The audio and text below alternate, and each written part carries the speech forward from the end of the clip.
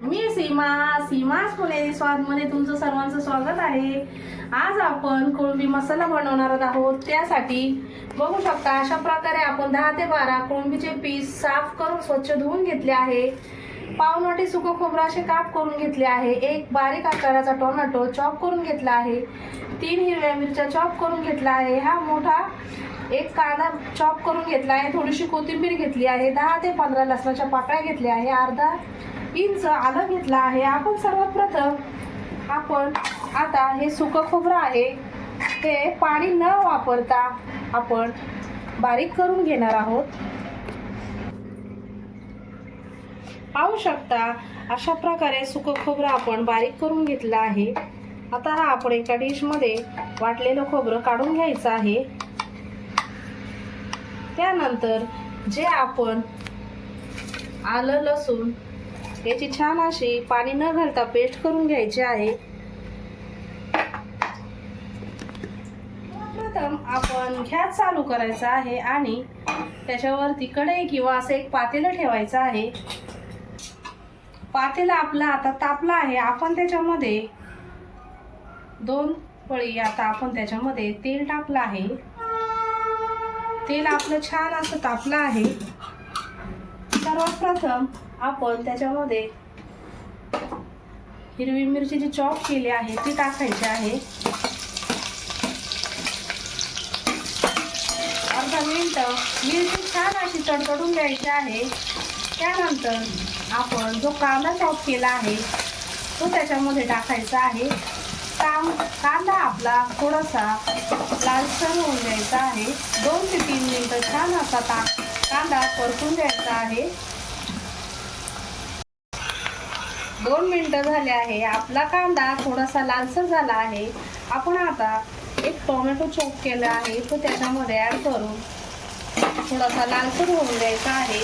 आपण आता त्याच्यामध्ये चवीनुसार मीठ टाकायचं आहे। मीठ टाकल्यावरती कांदा आणि टोमॅटो छान असा नरम होतो। 2 मिनिटं छान असा टोमॅटो आणि कांदा तेलामध्ये परतून घ्यायचा आहे। बघू शकता आपला कांदा आणि टोमॅटो छान असा लालसर झाला आहे। त्याच्यामध्ये आपण आता आलं लसूण पेस्ट आहे ती ॲड करून छान अशी 1 मिनिट परतून घ्यायची आहे। छान असा कांदा आणि टोमॅटो आपला लालसर झाला आहे।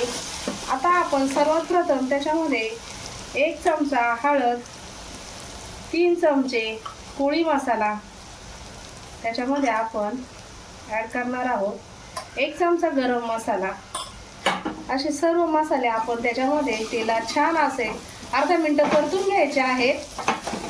सर्व मसाले आपले तेलामध्ये छान असे परतून झाले आहेत। आता आपण त्याच्यामध्ये जी कोळंबी स्वच्छ धुवून साफ करून घेतली आहे ती त्याच्यामध्ये आपण टाकणार आहोत।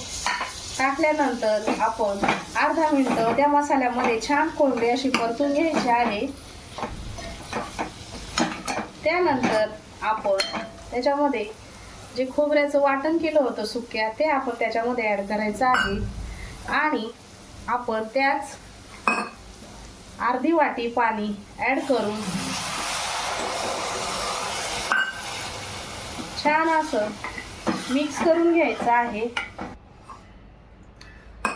आणि गॅस लो करून आपण त्याच्यावरती झाकण ठेवायचं आहे आणि 5 मिनिटं वाफवून घ्यायची आहे भाजी।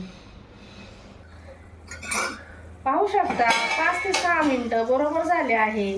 आपला कोळंबी मसाला छान असा तयार झाला आहे। आपण आता त्याच्यामध्ये थोडीशी कोथिंबीर ॲड करायची आहे आणि गॅस बंद करून घ्यायचा आहे आणि भाजी काढायची आहे। पाहू शकता आपला कोळंबी मसाला छान असा तयार झाला आहे। तुम्ही एकदा घरी ट्राय करून बघा। व्हिडिओ आवडला असेल तर व्हिडिओला लाईक करा। सबस्क्राईब केलं नसेल तर चॅनलला सबस्क्राईब करा। धन्यवाद।